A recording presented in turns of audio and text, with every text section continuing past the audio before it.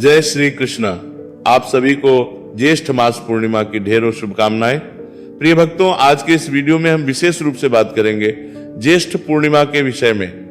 ज्येष्ठ पूर्णिमा किस दिन है, ज्येष्ठ पूर्णिमा पर आपको क्या करना चाहिए, क्या नहीं करना चाहिए, ज्येष्ठ पूर्णिमा का स्नान क्यों महत्वपूर्ण है, ज्येष्ठ पूर्णिमा पर क्या वट सावित्री व्रत किया जा सकता है क्या, और आने वाली जो पूर्णिमा है वो पितरों के लिए कैसे महत्वपूर्ण है, आने वाली जो पूर्णिमा है कैसे आपकी मानसिक पीड़ाओं को, मानसिक परेशानियों को दूर करने वाली होगी और किससे आप धन लक्ष्मी की प्राप्ति कर सकते हैं। इस प्रकार से संपूर्ण जानकारी आने वाली पूर्णिमा के विषय में आपको प्रदान की जाएगी।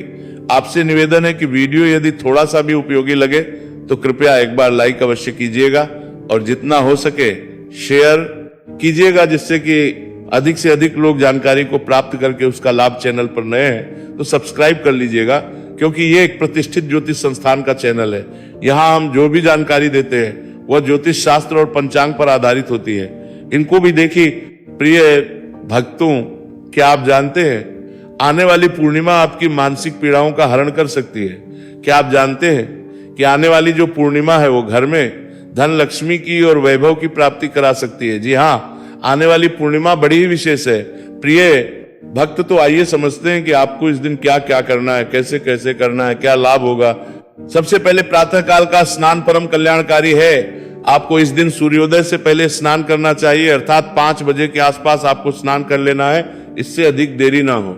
आपके यहाँ पर सूर्योदय का समय क्या है ये भी आप देख लीजिएगा, क्योंकि मैं जो 5 बजे का समय बता रहा हूं ये उत्तर भारत में दिल्ली और उसके आसपास के क्षेत्रों के अनुसार बता रहा हूं। ये जो स्नान है, ये स्नान अगर आप घर पर कर रहे हैं तो जो नहाने का जल है उसमें गंगा जल डालिए।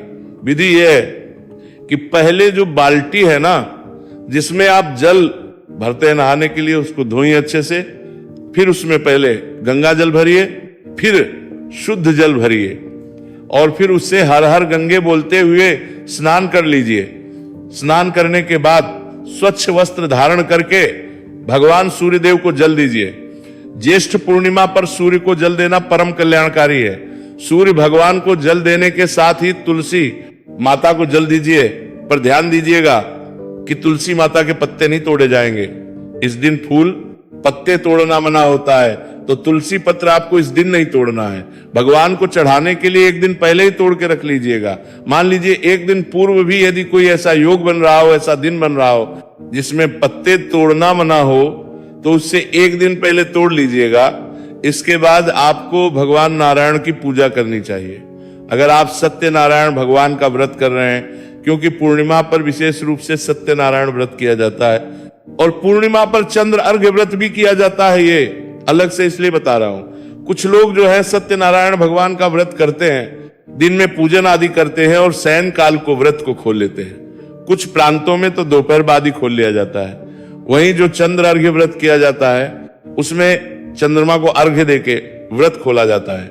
अब देखिए यहाँ पे दोनों की अपनी अपनी मान्यताएं हैं। मैं उसमें बिल्कुल भी कहीं कुछ नहीं बोलूंगा, क्योंकि जिस प्रांत में जिन लोगों ने जिस हिसाब से आरंभ कर दिया।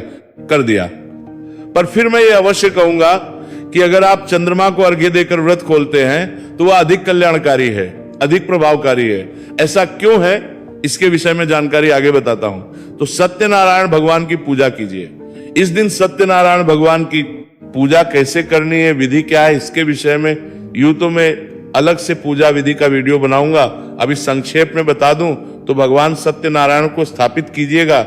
एक चौकी लीजिए, उस पर पीला वस्त्र बिछाइए और उस पर भगवान की तस्वीर रखिए। उनके सामने घी का दिया रखिए और विपरीत दिशा में धूप रखिए।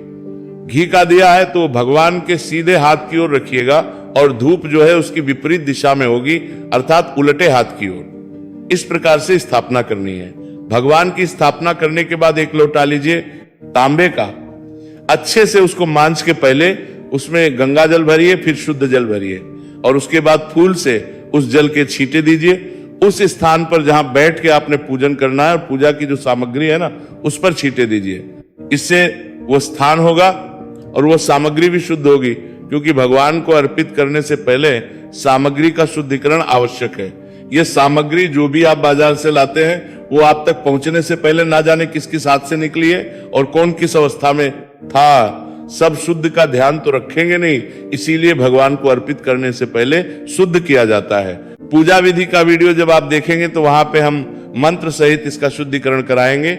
शुद्धि करने के बाद मंत्र सहित धूप दीप को प्रज्वलित करेंगे और धूप दीप प्रज्वलित करने बाद हम संकल्प कराएंगे। ये सब मंत्र सहित होगा। जब हम पूजा विधि का वीडियो आपके लिए रिकॉर्ड करते हैं, अपलोड करते हैं, उसमें सब पूरी की पूरी पूजा हम मंत्र सहित आपको करवाते हैं। इतना सरल होता है कि आप उस वीडियो को चला लीजिए और पूजा करते चले जाइए। तो संकल्प कीजिएगा, संकल्प आदि करने के बाद भगवान की पूजा करेंगे। पूजा में पाद्य अर्घ आचमनिनी तदोपरांत स्नान, पंचामृत स्नान, शुद्धियों तक स्नान, वस्त्र यज्ञोपवीत, इत्र पुष्प धूप दीप समर्पित, नैवेद्यम समर्पण और तदुपरांत हम भगवान को आज मणि करा के तांबुल अर्पित करेंगे और फिर पूजन पूर्ण होगा। भगवान की कथा सुनेंगे। सत्यनारायण भगवान की पंच अध्यायी कथा है, वहां आपको सुननी चाहिए। हम अपने चैनल पर अपलोड करते हैं। सदा बहुत से चैनल क्या करते हैं कथा को काट देते हैं, बीच में से शॉर्ट कर देते हैं। 5 अध्याय हैं, थोड़ा थोड़ा काट देते हैं, किसी को पता नहीं चलता और कथा छोटी हो जाती है। कोई लाभ नहीं उसका कथा सुननी है। पूरी कथा सुने, और पूरी कथा अगर आप सुनेंगे तो कम से कम 35-40 मिनट की कथा है, वो तो पूरी कथा सुनिए। कथा सुन के संभव है तो विष्णु शस्त्र नाम सुनिए, बड़ा कल्याणकारी है। इस दिन वो भी हम आपके लिए रिकॉर्ड करते हैं। हम एक ही वीडियो में कथा, सहस्त्र नाम और फिर आरती भगवान नारायण की सब रिकॉर्ड कर देते हैं, जिससे कि आपको अलग अलग वीडियो ढूंढने नहीं पड़ते। आरती करके फिर भगवान को भोग लगाएंगे। मंत्र सहित भोग लगाने के बाद दान का कार्य करेंगे। इस दिन दान की बड़ी महिमा है। स्नान, भगवान नारायण की पूजा, कथा, श्रवण, शस्त्र नाम का श्रवण और दान। दान में अगर संभव है तो सबसे पहले आप ब्राह्मण को भोजन कराइए। ब्राह्मण को भोजन कराइए, वस्त्र आदि दे सकते हैं, वस्त्र आदि दीजिए और दक्षिणा आदि देके ब्राह्मण को विदा कीजिए। ब्राह्मण को भोजन नहीं करा सकते हैं तो सीधा निकाल दीजिए, अर्थात थोड़ा सा आटा, थोड़ी सी चीनी, थोड़े से चावल, घी और दक्षिणा मंदिर में दे दीजिए। आपके आसपास कहीं योग्य ब्राह्मण है, सदाचारी ब्राह्मण है तो उनको दे दीजिए, पर दान आज के दिन आपको अवश्य देना है। भोजन का दान करें, अन्न का दान करें, चाहे द्रव्य दक्षिणा का दान करें, आज आपको दान अवश्य करना है। प्रत्येक पूर्णिमा पर करना चाहिए। अब आपको जो एक सबसे महत्वपूर्ण कार्य करना है पूर्णिमा पर, वो है पितृतर्पण। पितृतर्पण लोगों को ऐसा लगता है कि अमावस्या पर ही करना चाहिए, नहीं। पितृतर्पण कहा गया है अमावस्या पर, एकादशी पर, संक्रांति पर और पूर्णिमा पर। ये वो महत्वपूर्ण तिथियां हैं जिन पर आपको पितृतर्पण करना चाहिए। पितृतर्पण कैसे, एक बड़ी सरल विधि बताता हूं। आप में से अधिकतर लोग जानते होंगे जो मेरे चैनल पर पहले से है। 1 लोटा लीजिए तांबे का, उसमें पहले गंगा जल डालिए, फिर शुद्ध जल भरिए, 1 पत्ता तुलसी का डालिए, कुशा है तो कुशा डालिए, आसान लगाइए, दक्षिण दिशा की ओर मुख करके बैठ जाइए और गीता के 7वें अध्याय का पाठ कीजिए। मैं आपके लिए गीता का 7वां अध्याय अपलोड करूंगा, उसका खूब लाभ लीजिएगा। गीता का 7वां अध्याय सुन के संकल्प करते हुए उसका पुण्य अपने पितरों को अर्पित कीजिए और उसके बाद इस जल से तर्पण कीजिए। भगवान नारायण से निवेदन कीजिए कि प्रभु, मैंने जो गीता का 7वां अध्याय अभी सुना, इसका संपूर्ण पुण्य मैं अपने अमुक पितरों को अर्पित करता हूं। आप अपने सभी पितरों के नाम ले सकते हैं, सर्वे पितृ बोल सकते हैं, या आपको लगता है कोई ऐसा पितृ जिसकी मुक्ति की संभावना कम है, क्योंकि कई बार कुछ मृत्यु इसी आपको लगती की संभावना कम करने वाला है। आपको लगता है कोई पितृ बोल हो गई, ये ध्यान नहीं है आपको, हो गई है। ऐसी अवस्था में होती है कि जब ऐसा लगता है कि शायद मुक्ति ना मिली हो, तो उस एक ही पितृ सारा पुण्य दे सकते हैं। शास्त्र कहते हैं कि इस विधि से जब आप गीता के 7वें अध्याय को सुन के पढ़ के उसका पुण्य पितृ को अर्पित करके फिर जल तर्पण करते हैं, तो आपके पितृ चाहे कहीं घोर नरक में भी हो तो वहां भी उन्हें तृप्ति प्राप्त होती है। इसीलिए ये कर्म करना चाहिए। जल तर्पण कैसे करना है, मंत्र सहित तर्पण भी, जो आप गीता का 7वें अध्याय का वीडियो हमारा देखेंगे ना, उसमें हम मंत्र सहित आपको विधि विधान से कैसे संकल्प अर्पित करना है वह भी बताते हैं और मंत्र सहित तर्पण करवाते हैं। ये कर्म सबको करना है, प्रत्येक को करना है। बहुत से लोग सोचते हैं जी मेरे परिवार में बड़े भाई नहीं, तर्पण तो सबके लिए है, इसमें बड़ा भाई छोटा भाई कुछ लेना देना नहीं है, स्त्रियां भी कर सकती हैं, कोई दोष नहीं है। तर्पण एक ऐसा कार्य है जो सभी के लिए संभव है करना, और सभी को करना भी चाहिए। आप देखिए मां सीता ने महाराज दशरथ के लिए जल तर्पण किया था, तो फिर आपको क्यों बंदिश है। इसीलिए पितृ को अवश्य मनाइए, पितृ को प्रसन्न कर लेंगे ना, जीवन के बड़े बड़े संकट दूर हो जाएंगे। पितृ आपके जीवन में आर्थिक परेशानी का कारण हो सकते हैं। आपके जीवन में नौकरी नहीं है, व्यापार नहीं है, बिजनेस नहीं चल रहा, उसका कारण पितृदोष हो सकता है। आपके जीवन में संतान उत्पत्ति तक रुक जाती है, पति पत्नी में कलह कलेश होता है, रोज के झगड़े होते हैं। ये सब पितृदोष, पितृ की नाराजगी के कारण हो सकते हैं। ये सब दूर होते हैं, इन सब में राहत मिलती है। पितरों को मनाएंगे तो आज के दिन गाय माता को रोटी दें, बड़ा उत्तम है। आज के दिन पक्षियों को दाना डालें, जल भर के रख दीजिए, जल पिलाइए पक्षियों को, पशुओं को जल की व्यवस्था कर दीजिए, बड़ा कल्याणकारी है। वो छोटे छोटे कार्य हैं, ये छोटे छोटे कार्य आपको इतना देंगे जो आपके इस जीवन को तो अच्छा बनाएंगे। जब इसके बाद की यात्रा होगी ना, वहां आपको सब सुख देंगे परमात्मा। इन कार्यों को करके देखिए। इसके बाद सायंकाल के चंद्रमा की पूजा की बात करते हैं। दिन को शांत रहते हुए, प्रसन्न चित्त रहते हुए व्यतीत कीजिए। भगवान के चरणों में मन को लगाते हुए, किसी व्यभिचारी से बात नहीं करना। इस दिन किसी कुसंगत वाले की संगति नहीं करनी चाहिए। सायंकाल को चंद्र पूजन कैसे करेंगे? चंद्रमा जब उदित हो जाए, थाली लीजिए, उसमें कच्चा दूध, या तो केवल कच्चा दूध ले सकते हैं या पानी में कच्चा दूध मिला लीजिए, उसमें थोड़े से चावल डाल लीजिए, हाँ, और उससे आप सूर्यदेव को जल दीजिए। ओम शाह चंद्रमा से नमो, ओम शाह चंद्रमा से नमो, ओम शाह चंद्रमा से नमः कहते हुए सूर्यदेव को जल दीजिए, उनको तिलक कर दीजिए।